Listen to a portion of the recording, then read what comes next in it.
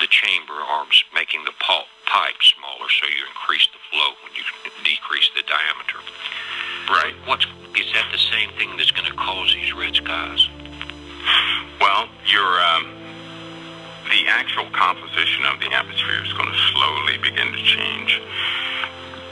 There are a host of new particles coming from the sun. As I said probably 2 years ago, the chemistry of the sun is physically changing, and some of these new particles coming from the sun will directly impact our atmosphere. Not to mention, we're picking up a lot of debris, dust from space that is adding or bonding to the water molecules in the atmosphere. And so we're undergoing quite the change.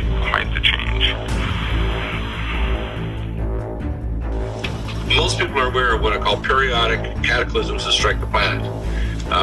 One of the things that people should know, and I get into a little astrophysics now, is that our star system is a trinary star system. Most in the galaxy are binary or trinary.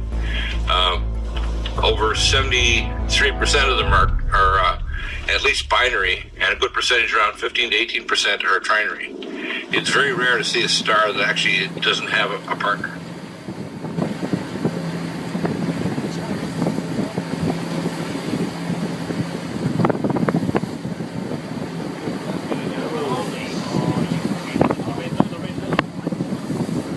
Watch out for the shock, it's coming.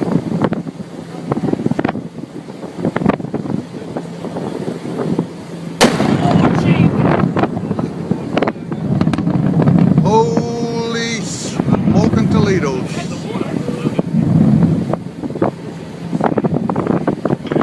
And the kind of partners you have is you have usually a failed star we call a brown dwarf or a red dwarf. A red dwarf star, because it burns its fuel very slowly. Our star, which is a yellow dwarf, is likely to go for at least another 5 to 10 billion years.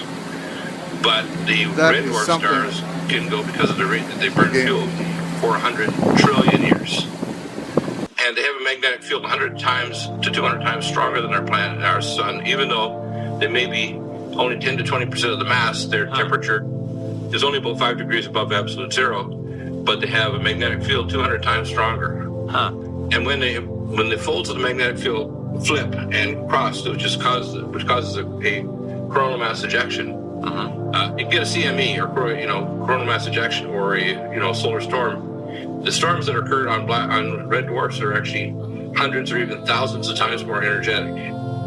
And the flux fields of their magnetic field are so strong they can affect planets and stars up to a light year or more away. So they affect things like the Higgs field, which is a gravitonic, not the gravitonic field, but what's called the embedded space-time field. So they can alter plate tectonics and planets that have plate tectonics. They can cause stars to get more active. They can cause unusual things to occur on distant objects throughout the solar system. And we have an object that has been previously named the Destroyer, Herculebus. Some people call it Nibiru, but it's not a planet, it's a star, and it does have orbiting objects around it. Now we're in volcano mode here, and we'll start in Iceland, and this would not be getting that much attention if we had not had the event 4 years ago, which of course paralyzed European airspace. That is not happening now because we have a different kind of eruption, similar volcano, but different kind of eruption. We are now back to orange, which is good. Red is the bad one. That is when we're talking about imminent eruption and the potential for, of course, air delays. Now, alert level back to orange. We were at red alert on the Friday because what we had was an eruption, but it was a fissure eruption, so it wasn't the main chamber eruption. We'll continue to monitor that volcano, but looks pretty quiet right now as I've been watching it here. But as we fly you into the close to the equator here, what we're looking at here is the Papua New Guinea volcano, Taborvor, and we have stunning imagery from this one here. Certainly way more impressive than Iceland. If this were occurring in Iceland, we'd be in big trouble. But this is down further south, no glaciers here, and we don't have to worry about a widespread air travel situation. But look at that. Can you imagine watching that out your window? A lot of people were, and they were sending the pictures along with it. There you see some incredible images, and behind me, some more spectacular imagery. Look at this one here. That is just, look at that with the sun there, glimmer, postcard perfect, but scary stuff as well. Of course, if you live anywhere nearby, and they've been evacuating some folks there as well. And this one has caused air travel disruptions a little bit more widespread than Iceland, because we're involving Indonesia as well here with some delays as well, although most of the activity has been across Papua New Guinea. And then we have the flight restrictions depending on the flight level here. The pilots will certainly be aware of that. But unlike Iceland, we don't have the danger of the jet stream picking this up, because subtropical jets to the south and to the north, and here what we'll have is just this ash disperse over the region, and that is just fine with us. And then we have this other volcano here, Mayon, which is now at alert 2. They did use different kind of alerts. Some use colors, some use numbers. That's okay. This was alert 2 here, so we're watching this one for potential eruption, and we do have a lot of people living nearby, 182,000 to be specific, so we'll monitor this one closely as well. And then the Japan one, which we'll get to at some point as well. I don't remember when we've had so many volcanoes. It's like almost volcano season. Incredible. Thank you, Ivan. Yeah. You actually look at the history. The object that returns to our solar system about every 3,650 years is a red dwarf. Red dwarfs are really common in our galaxy.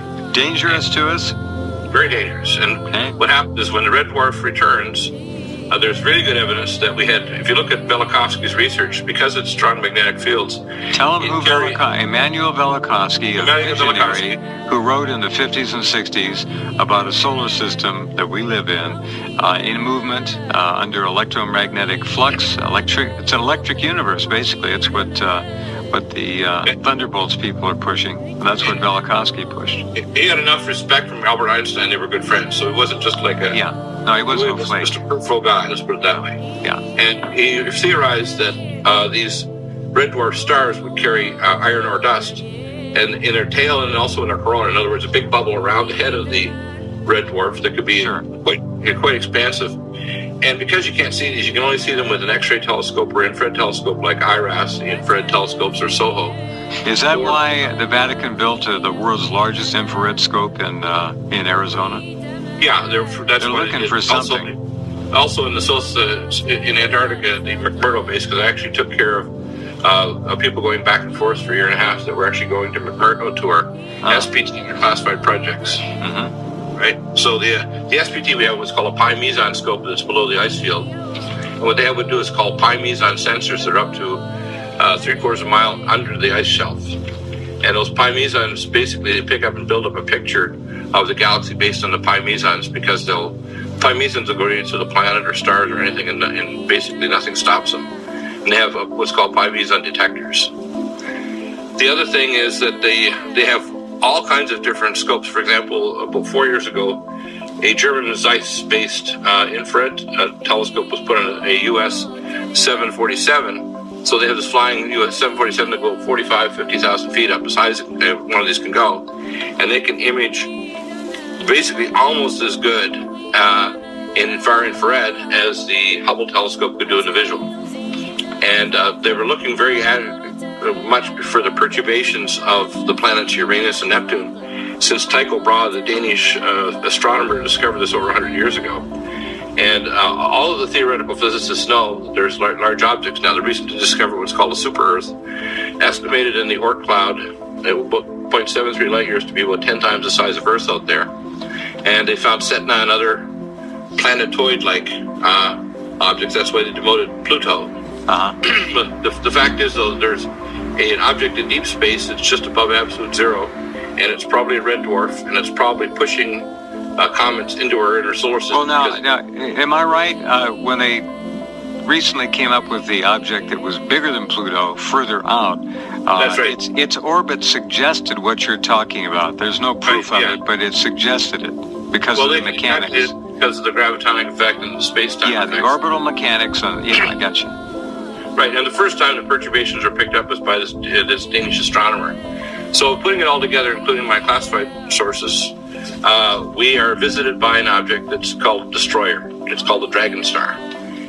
It's called Herculebus. There's dozens of names. Almost every people on Earth have a name for it. And when it comes into the solar system, you don't see it until it comes near the sun, and then you see wings of fire, plasma, that reach off it from this basically dark star, if you want to call it dark star. And it causes major super solar storms on the sun, which trigger off earthquakes, volcanoes. As it comes into the solar system, whether it's the corona or the tail, whether it's on its entry phase or exit phase, it has a tail of iron ore, which Velikovsky predicted, and which fits in also with the story that I spent an entire evening with Dr. Isley, the PhD physicist, owner of Vitamin Cottage and founder of the World Constitution Parliament Association under the United Nations. And their idea was to put iron ore to capture carbon dioxide and have it go to the ocean floor. What they discovered, iron ore caused a massive bloom of algae. When the algae then bloomed, they would then die and go to the bottom of the ocean floor and carry the CO2 with their dead bodies. So what we're seeing all around the world, and you can Google this, is the number of rivers, streams, like the Jiangong section of the Yellow River, Yangtze, Switzerland, all over the world you'll see questions. All of a sudden, these rivers and areas become red. And then, of course, they talk about an algae bloom. So this is totally separate from Fukushima. What it means, basically, is these are warning signs that a period of rapidly increasing dangerous coronal mass ejections and earthquakes is coming. Okay, all right. Hold it whether right it's there. Years or decades. Yeah. But these hold on. We'll come back, and I want you to just rewind a little bit. We'll revisit that in just a minute. Got to take our break. Be right back with Dr. Bill. Hang on. Back that up just a little bit and carry on with your conversation. I'll roll it back a bit. If you look at it, just Google the term rivers turning red. Okay, sure. For example, history is full rivers of turned red legends. 2014. Yeah. Okay. Yeah, they just put it up on your Google or search engine. What you'll discover is there's a lot of rivers turning red, and some of them will claim that it happened because somebody dumped something, like in Beirut. They thought they dumped some kind of a toxic red chemical. They're surprised in Britain, or they off the beaches in Sydney, Australia, where they think it's a red tide. The fact is that this is very typical. If you put water and you add iron to it and have sunlight, it's going to give you a red hue. As you get a massive bloom and then you get a dinoflagellate bloom afterward, and you end up with a red tide. And that's also part of the reason why you're going to get an increase on its own of domoic acid, because there's a release of iron that occurs periodically that can be a factor causing a red tide. They happen in the Red Sea. This is one of the reasons why it's prescribed against eating shellfish, because they concentrate domoic acid. Mm-hmm. And when you add other radiotoxins, they actually speed this process up. So if you have cesium in the background, it increases it quite a bit. It's cesium-137, just like that growth factor. So, for example, it's an analog of potassium magnesium. So if you get cesium-137, we're already having 10 and 12-year-olds in Fukushima Prefecture going back home and are having cardiac arrhythmias and heart failure. So the reason why I mentioned this about the red is it actually goes right back to the Bible. And if you research the astrobiology and the astrophysics of what's happening here, what happened is 3,600 years ago in the Eastern Mediterranean, it was the last remnants of the Atlantean Empire in the Minoans. And they were the most advanced. They had flush toilets, they had all kinds of technology. And what happened is the island of Thera blew up. It was a volcanic island. And it was the debris from that island that landed on Egypt and on the areas of the Second Empire, or the Second Kingdom of the Egyptians. Beforehand, of course, the Nile River turned red, which is an algae bloom. And it all fits that. What we're seeing here is things like telluric currents, which occur in the ground, mm-hmm. which drive frogs out and animals out of the ground. Because when you're getting a large magnetic object passing the Earth, you're going to have these weird things, like things that are in the ground are driven up by very powerful ground currents called telluric currents. Yeah. So what I think we're facing here is we've had a massive increase in earthquakes, and we're also having a lot of sinkholes all over the world. We're having release of methane hydrates that are also being released from deep in the ground, including high levels of radon. And a lot of these things are happening spontaneously because the Earth is being magnetically operated at a great distance by this object.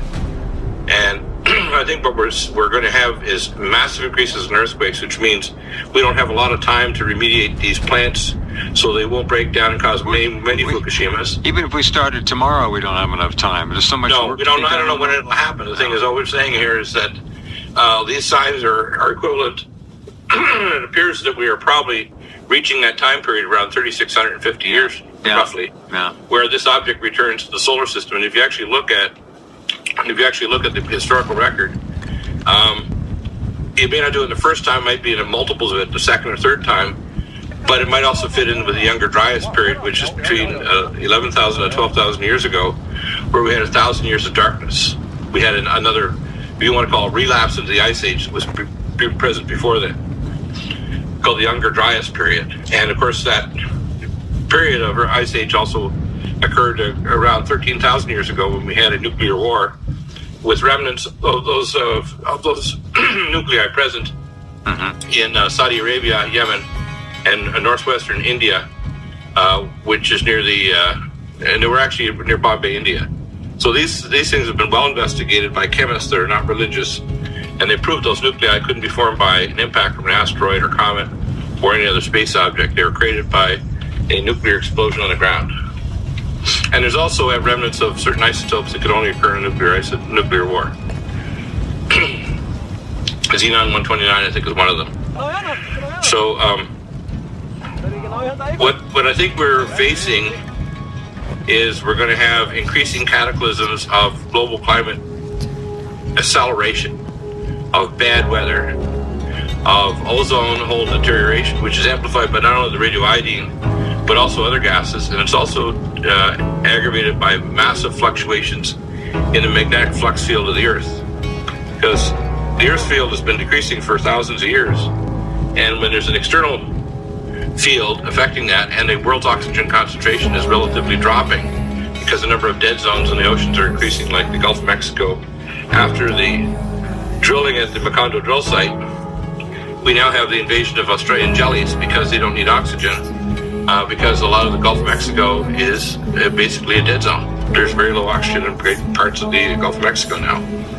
There's, I think, around 10,000 zones, some of them up to 200,000 or 300,000 square miles of the oceans around the world that are dead now, basically hypooxygenated. Gone. And they're gone. And we have a giant ozone hole, magnetosphere hole in the South Atlantic that, well, you have to fly around or lock up your communications and your ability to do your avionics, which the Russians discovered when they were doing some contract work down in the area. They were actually going to do some weather modification for the Brazilians near Sao Paulo to push some cyclones up. And there were some flights that had some serious disruption. NASA, I think 5 years ago, put 5 satellites up in the upper, inside the third belt of the Van Allen radiation belt, about 20,000 miles up. And they discovered that magnetosphere hole was 5 times the diameter of the Earth at that distance. So there's a lot of things happening in space weather that are anomalous, but when you take into account Velikovsky's theories and the presence of iron ore in these red tides and the wisps, even when the Halley's Comet went over, there are specific molecules that are present in the tail of Halley's Comet, and those are virtually identical to some very simple forms of nerve gas. Remember, it's Halley's Comet. Halley's Comet. So in other words, Halley's Comet has in its tail toxic chemicals that can actually affect animals and humans in terms of their behavior, and has the potential if the concentrations are high enough to kill. Now that's very interesting. I have not heard that before. Right. We have this from my chemist friends and others that have actually shown that Halley's does have the potential, depending on how deep we pass through the tail of it. So we can think of the Earth as a closed loop. The plasma of the Earth's ionosphere is directly connected to space weather, and space weather is affected by these objects like these highly magnetic objects, the red dwarf stars, and by comets that also can perturb the magnetosphere of the Earth and cause earthquakes and volcanoes. Now, if you take on Earth, we are dependent on technology like nuclear reactors that we run a sharp pencil to say... We're really not... I'm Ron Martin. And I'm Kim Lemon. People in several Lancaster County communities are finding dead birds. A neighborhood that invites birds in wants to know what wiped hundreds of them out. I think he was coming out maybe to get the newspaper, and he thought, he stepped on something, he thought it was a leaf. The dead birds lined Dana Shannon's sidewalk and driveway on Magnolia Drive in Leola. Just kind of grossed out. Now they're in her backyard. This one here was certainly unusual. It's a significant event. In this neighborhood, 1, 2, 3. There are just as many dead birds. 4, 5. If not more. I'm sure if we walk around here, we're going to find more dead birds.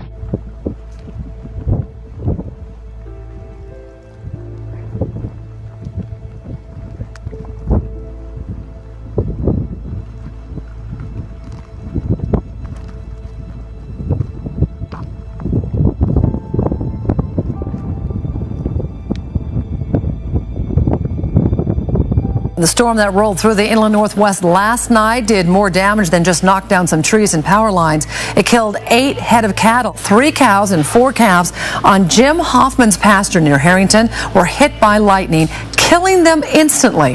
Hoffman says that he's been ranching for decades. He's never seen anything like it. Assess what sort of state they were in and if they could be approached. I didn't know, I'm not knowing anything about dolphins, whether or not they'd be aggressive or if they could do any harm if you sort of came close to them. You've got to try and picture the scene. You've got the sort of the sea coming in waves every few seconds.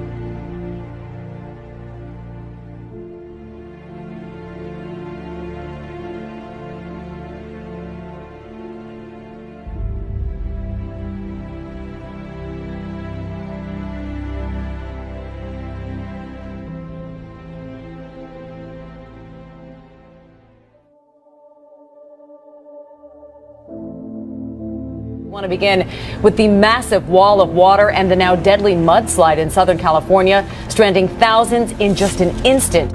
Overnight flash flooding sending a river of mud and debris through Southern California, swallowing cars, campers, and vans. It's unbelievable. Thunderstorms brought flash floods, as much as 4 inches falling in 1 hour, causing a wall of debris to cut off access to 2 mountain towns, leaving at least 2,000 stranded. In one terrifying moment, the Seattle man says he was struck by lightning. Lightning also struck this tree in Washington, starting another fire. More lightning was spotted across Arizona overnight. But this is the worst we've had since at least 1969. That water is desperately needed elsewhere in the state. More than a dozen fires currently burning in northern and central California. Extreme weather in the western United States has resulted in many landslides and wildfires this year up and down the west coast. Heavy rains behind a landslide in North Salt Lake, Utah. 1 home's destroyed, a dozen others around it have been evacuated because the rain-soaked land beneath started giving way overnight. The storm front earlier Monday led to flash flooding in Nevada that shut down roads near Las Vegas. Get out! Get out! And created a near tragic scene when a wall of water trapped an elderly couple inside their Prius. Wasn't the only extreme weather event yesterday. The National Weather Service confirms a rare tornado touched down in Clark County. This is extremely rare. I know, it seems hard to believe. Officials say that it was on the ground for about 30 seconds near Nelson's Landing. Well, Hawaii braces for 2 hurricanes in the Pacific Ocean, but they first dealt with an earthquake. The day began with a magnitude 4.5 earthquake. There were no injuries or damage, but the day will end with the first of 2 hurricanes, a rare double threat. Hawaii is standing up to the biggest storm to hit the islands in 22 years. Tropical storm Iselle weakened as it approached landfall, but heavy rain is causing some flash flooding. Even though Iselle has been downgraded to a tropical storm, she's still very much a force to be reckoned with. We're getting gusts in the area that are very consistent, even though their strength is rather unexpected. Very heavy winds, very heavy rains. That said, there is a flood advisory that's been issued for the entire island. Flooding emergency hitting several states this evening. These pictures coming in from Detroit. Torrential rains. 2 people have died. 1 woman in her basement, another in her car. Flash floods swallowing parts of the Northeast, forcing land to give way near Pittsburgh. Almost a half-foot of rain falling. The water rising to the clearance under highways. Only the tops of cars visible from above. Today, mud-caked and still underwater. Land giving way. Highways crumbling. Parts of southeast Michigan in a state of emergency. I've never seen anything like this in my whole life. This is not what you expect to see at your local strip mall. A sinkhole opening up after extreme flooding here. So many people across this nation feeling Mother Nature's fury. It's that dangerous flooding from some very potent storms that have dumped more than a foot of rain in some parts of the East Coast. Take a look at this. That's the Southern State Parkway in Nassau County. Kearney, Nebraska. This was a Good Samaritan hospital, the cafeteria here, just to show you the sheer force of these flooding waters just raced through when the doors couldn't handle it anymore. And we were seeing it all over as people were being rescued. And it's not just the East Coast, it's the West Coast too. It's horrible. I've never seen anything like this. Well, it looks like a storm of epic proportions. It's something we really don't see here in Alabama. But take a look at this. You're looking at a huge storm known as a haboob. That's eastern Washington state you're looking at. Now, according to the National Oceanic and Atmospheric Administration, they can pack winds up to 60 miles an hour, and they stir up all that dust and sand. It's ominous looking. Yeah. I mean, it's a terrifying look. It's like something you'd see out of a sci-fi movie. This amazing video of a bolt of lightning hitting right in front of a woman. This is at a hotel in Florida over the weekend. No, she didn't expect this. I got that first one. Oh my Yeah, and you got the second one too. It was taken at the Breakers Hotel in Palm Beach and posted on Facebook, and obviously it's going to go viral here. The woman is frighteningly close to the lightning strike, but even so, was not injured, thankfully. I got that first one. If you thought our Maryland summer was cool, try living in Scotland right now. The country is on track to see the coldest August spell in 95 years. Even the mountains of Scotland may see some snow. That's expected for the first time in almost 100 years. A flash of light and a loud boom have a lot of people asking, what was that? Late last night, a massive fireball lit up Vancouver's skies. CTV's John Woodward went to find out what many people witnessed. Something like this was spotted around 10 o'clock last night, high over Vancouver. A greenish-coloured streak that split into two and spread across the sky, and they just completely burnt out. Seen as far away as Vancouver Island. Many people all over the lower mainland took to Twitter to say they saw the meteor. Though it happened so fast, no one had time to pull out a camera. I feel very fortunate to have seen what we saw. I think it was a once-in-a-lifetime kind of event. Mexico. This crack stretches nearly 2/3 of a mile and measures close to 30 feet deep and more than 15 feet wide across in some spots.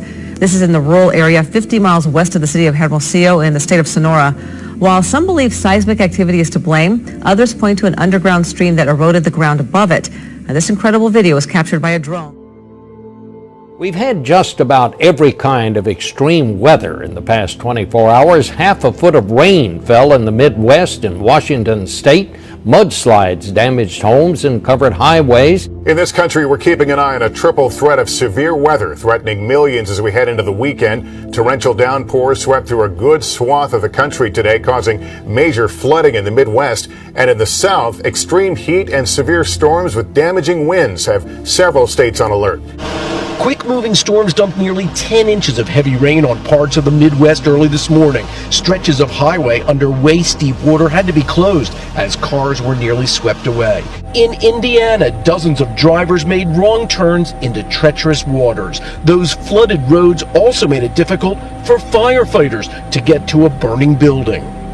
Flooding is not just a problem in the Midwest. From upstate New York to western Pennsylvania, creeks unexpectedly overflowed into homes. We've been here for 25 years, and this is the worst we've had. Across the country in Washington state, heavy rains triggered mudslides, which blocked highways, stranding some motorists overnight. In Arizona and Southern California, it was the lack of moisture and strong wind that created a blinding dust storm. And in the South, brutal triple-digit temperatures are a concern heading into this weekend. The fire captain in the city of Napa, California, says it was the worst shaking he has ever experienced. The quake hit in the dead of night, setting off raging fires like this one, sending bottles flying off the shelves in the heart of wine country. Look at this surveillance video. Cameras rolling during the quake itself, vehicles shaking as debris falls all around. And there it is on the map, the magnitude 6.0 quake hitting just north of San Francisco. The governor has declared a state of emergency tonight. 3:20 a.m. Sunday, the quake strikes in the dead of night. The earth-shattering moment caught on surveillance video, shaking people out of bed. I woke up and thought, oh my God, this is it. You know, this is the big one. These store shelves thrashed around before the power goes out. Seconds later, the shaking is over, but the chaos has just begun. The monster 6.0 quake, the worst to hit the Bay Area in 25 years. Fires rage in the scenic tourist town of Napa. More than a dozen buildings in the historic downtown ravaged. Shattered glass, cars buried in brick and roads ripped wide open. Control tower windows at Napa County Airport completely blown out. And this clock frozen in time. After this morning's earthquake in Napa, California, concerns tonight about another earthquake, a magnitude 7.0 earthquake that struck just a short time ago in Peru. Chad, what do you say? Any tie between a quake in Northern California and one south of there in Peru, in South America? You know, Jim, if the Northern California quake was much bigger, then I would say yes, there's a potential that there could be some teleconnection. But likely not here with a 6.0 and Peru down as a 7.0. Let's turn to Central America, which has been in the grip of one of the worst droughts in decades. The government of Guatemala has actually declared a state of emergency as a result of the prolonged droughts the country has been suffering. More than 200,000 families have now been affected as crops have failed across the country. And Guatemala is not alone in its plight. Drought has also been affecting neighbouring Honduras, El Salvador and nearby Nicaragua. Iceland continues to prepare this morning for a possible volcano eruption. The volcano, buried deep under one of Europe's largest glaciers, is rumbling to life. Since August 16th, more than 3,000 tremors per minute have led to more than 2,600 earthquakes. And just this morning, a 5.7 earthquake rumbled across the glacier. And so scientists are very nervous.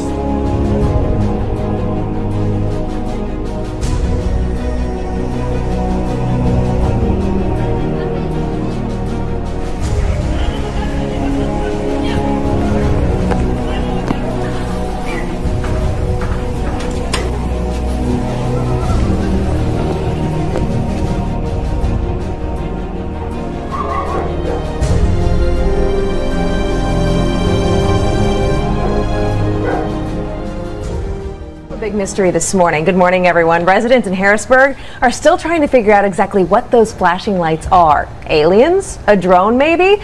Well, even the local police department does not have an answer.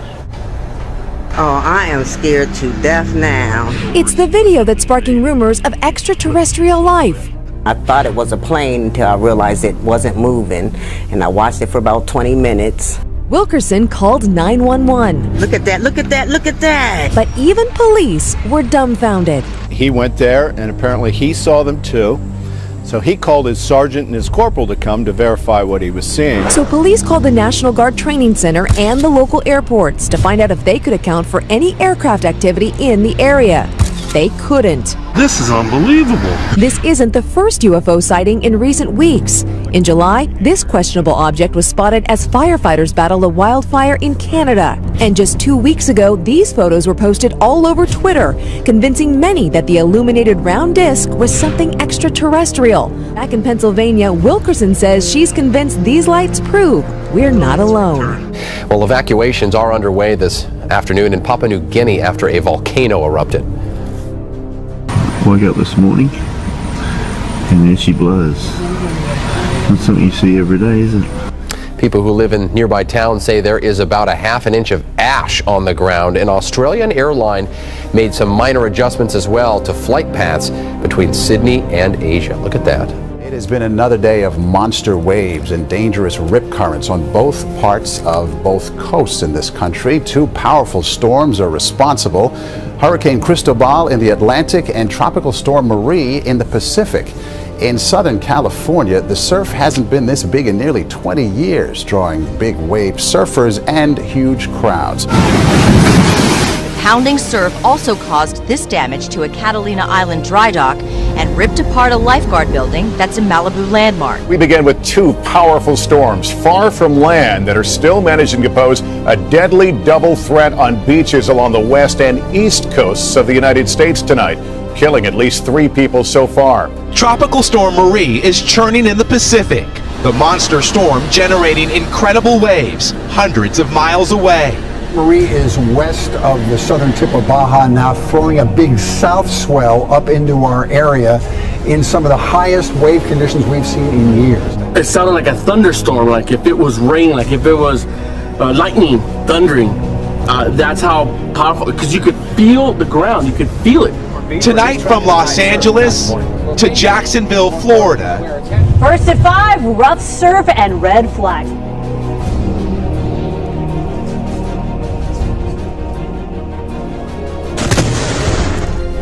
I was filming over my shoulder, like over the sky, and it just lightning going off everywhere, and coming out here in summer, I was like, gosh, I just hope for lightning thunderstorms. Cece Wesky is visiting her mom, Stephanie, in Hayden, Idaho. I've always been just obsessed with rain and thunder and lightning. And on Tuesday night, she got her wish. It was the most unexpected thing that's, I think, ever happened to me. It's my girl on the street videoing the lightning. Her video shows what appears to be a bolt of lightning hitting her mom. It sounded like somebody shot a gun right here. Well, some residents in Ponca City say they were recently treated to an amazing sight in the sky. It happened as that city prepared to say farewell to a landmark by watching one final movie at the airline drive-in. Well, Kevin, one of those moviegoers says she was able to capture a picture of God in the clouds, and she says that picture has changed her life forever. Mandy Molman says God made his appearance, not on the big screen, but as a face in the clouds over her daughter's shoulder. And she says there's proof in this picture. I just thought it was neat and ironic, God making his appearance to say that he is not dead, that he is very much alive.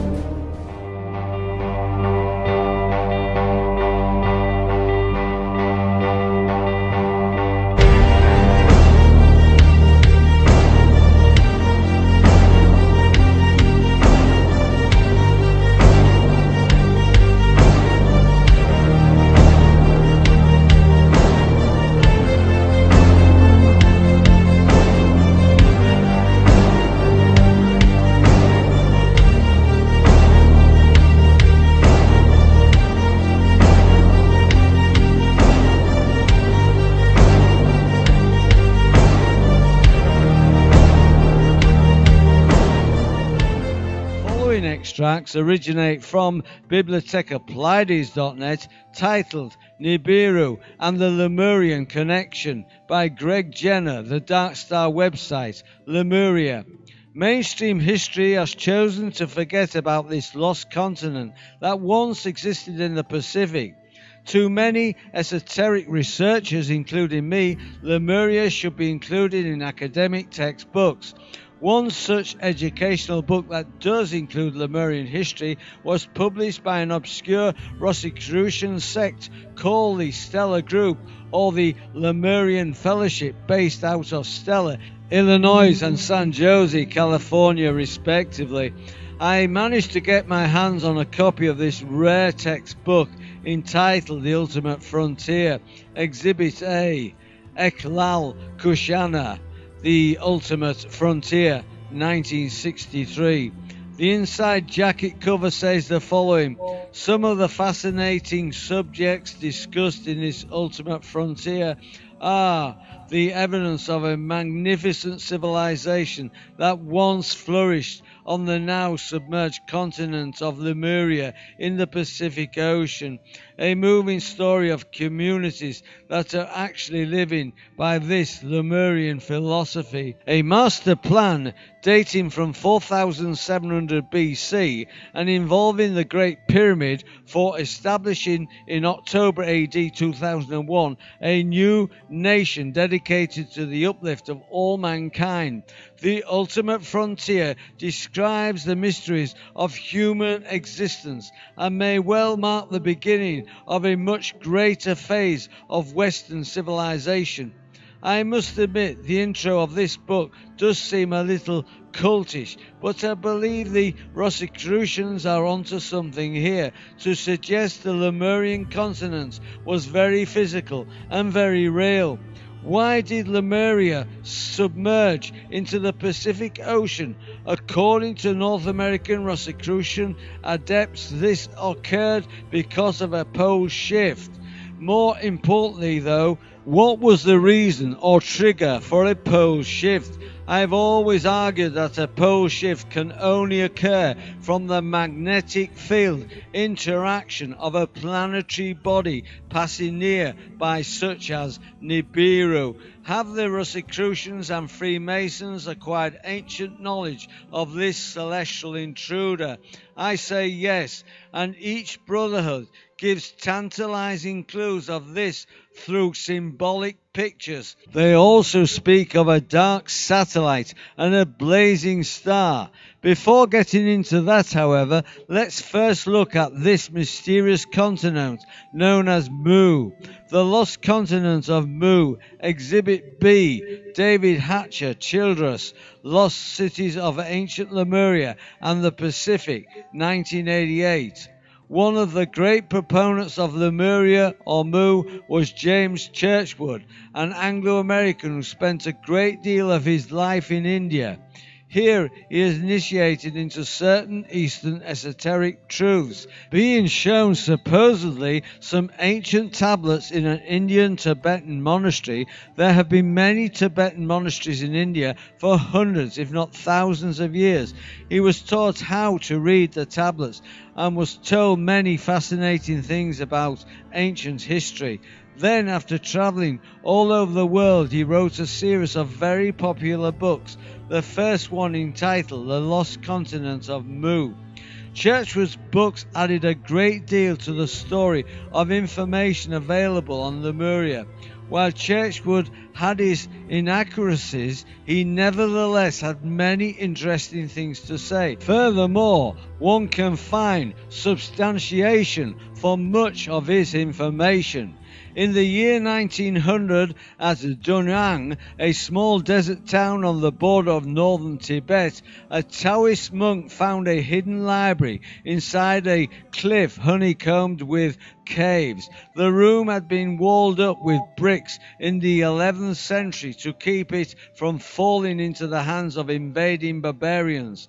For 800 years the book had lain there, preserved by the dry desert air and maintained in excellent condition. Then the famous explorer and archaeologist Sir R.L. Stein passed through Dunhuang in 1907 and persuaded the monk to allow him to view the treasure, which was at the time still kept in the secret subterranean cave. He found Buddhist texts in many languages: Chinese, Tibetan, Sanskrit, and some in languages that were completely unknown. Just how old some of the texts were impossible to tell, but they had probably already been copied over several times from earlier texts. The originals could have been written hundreds and perhaps thousands of years ago. Amazingly, one of these manuscripts had fragments of an ancient map which showed parts of a continent in the Pacific Ocean. The Ultimate Frontier states that Lemuria had been a large continent in the Pacific, which had encompassed all the present-day Australia, New Zealand, the Philippines, Oceania, Western North America, and everything in between. The continent's real name had been Mukulia or Mu. According to the Fellowship, these Lemurians built great cities out of stone and under the direction of the so-called elders went on to create an advanced civilization. As the Mukulian Empire grew, more people wanted to be part of it. Persons from all the valleys of Mukulia eventually joined the Empire of the Sun. The Ultimate Frontier says the Lemurian or Mukulian civilization lasted in the form of an empire for 52,000 years and reached heights so great that our present civilization can barely be considered a civilization when compared to it. Government, religion, and science achieved such perfection as to be far beyond our present comprehension. Western civilization is only about 2,500 years old and has narrowly survived its power-seeking rulers and priests.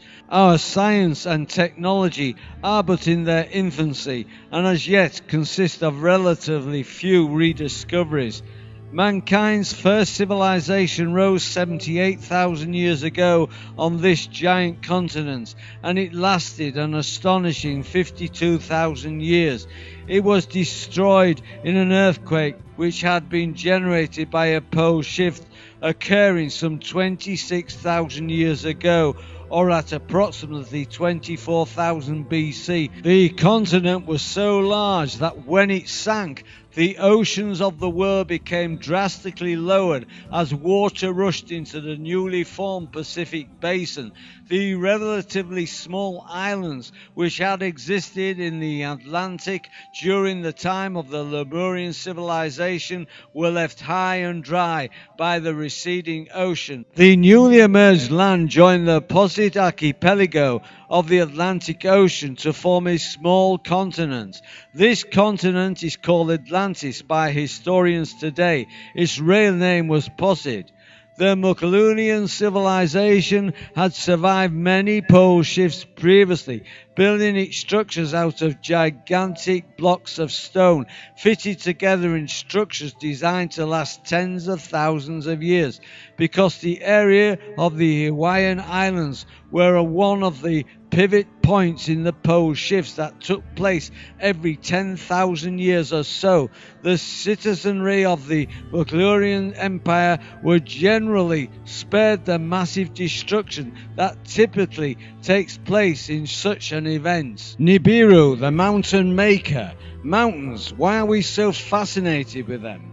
Since the beginning of human history, people have felt compelled to explore their lofty summits and deep caverns within their broad extremities. This ageless attraction seems to be inherently ingrained in our human psyche. But why? One reason is that mountains are associated with the spiritual realm and are deeply rooted in religious traditions. The Hindu Vedas speak of the Himalayas, where Rama flew north to Mount Meru. The Bible speaks of Mount Ararat, where Noah's Ark landed, and Mount Sinai, where Moses talked to God. American native Indians speak of Mount Shasta and Teta Mountain Range, where they say it was once home to an invisible ancient white race. I must admit, when I first viewed these majestic mountains, such as the Teton and Mount Shasta in person, I too sensed there was something mystical about them. There was another esoteric truth to these mountains that mainstream history wasn't telling me. But what? I just couldn't put a finger on it. Many years went by grappling with this notion, and one day, finally, the answer hit me like a ton of bricks. The revelation of rapid mountain building, a direct result from crustal slippage caused by a pole shift. Yes, I realize geologists will tell you the modus operandi theory today is plate tectonics, a very long and dull process where mountain summits increase or decrease only by 1 centimeter, give or take every year. But geologists do not realize there is another variable at play here in nature's equation, Nibiru and the dark star. It's clear to me now, geologically speaking, the Earth goes through long periods of boredom only to have short periods of terror occur when Nibiru rolls on by. If Nibiru's path becomes close enough, tremendous gravitational pressure would build up between the two magnetic fields, resulting in a pole shift, much like how two positive magnets would repel one another when held too close together. You can actually feel a physical reaction of the two magnets slipping away from one another. Try it yourself. So if one pictures this same scenario, but more on a gargantuan scale, you can see how crustal slippage on the Earth would indeed occur. In other words, rapid mountains upthrust or downthrust designed by the grand architect of the universe, God. A fire goes before him and burns up his enemies all around. His cosmic lightning flashes in the sky within the upper atmosphere. When the people see it, they tremble. The mountains melt like wax before the Lord. To view the full transcript, go to my website, endtimes23.com, where I've posted the link. One of these devices is HARP. HARP has a twofold type system to it. There's the part that the public is introduced to, which they call the mystique HARP or mysterious HARP. In other words, people make up their own stories about it. Then there's the true function of HARP, which is just one component to the rest of the components men have built in, outside, and hovering around this planet. And they hope to achieve some things collectively with these devices. Do they have byproducts? Yes, they do. Just like when you flick a wall switch, you don't see it, but there's a small spark. You just don't see that spark. Well, when they turn these devices on, things happen. Weather changes, static electricity forms in the atmosphere, causing thunderstorms. Wind patterns do shift. On a few occasions, when they're using energy weapons, the Earth's axis does, in fact, it gets altered every time they do this, and they're just messing up everything. But what they're doing on purpose. Yeah, they're doing it on purpose. We've talked about possibly storing energy for CERN, things like that, and getting ready maybe earlier than they said to crank this thing back up. But is it also, and let me back up, and that CERN, it could possibly open a Stargate or something like that, but also the storage of energy around the planet. And you're talking about being a component of HAARP. Would HAARP be like the barrel of the gun and the rest of this the energy, the bullet? Well, it could, because in other words, if they're thinking they can use HAARP to defeat God's ark, is that what they're thinking, Michael? It'll certainly be part of it. You know what? With Star Wars, with Reagan, here was their primary focus: a collective weapons system that would fight the impending invasion they knew about even back then. See, they discovered the invasion a long time ago. What the public doesn't know is these guys have been warned. These guys have had dreams upon dreams from messengers. Some of them come in the name of the God of Abraham and so forth. They've been convicted. There have been Christians in there that can no longer serve because of the conviction of what their organization was really serving. And these guys just won't listen. So what they've done is they've rejected God so long that now they hate Him. They hate God. They will openly state that. You know what? People should really, concerning the weather, tune into the Weather Channel on occasion because they're trying to explain these weather phenomena, and I believe they should be showing that all throughout the summer into the winter, where they explain the one of the issues they're trying to explain to everybody is the lightning discharges. Kind of prepping everyone. Yeah, I think because the discharges of lightning are becoming so strong, it's really affecting power lines and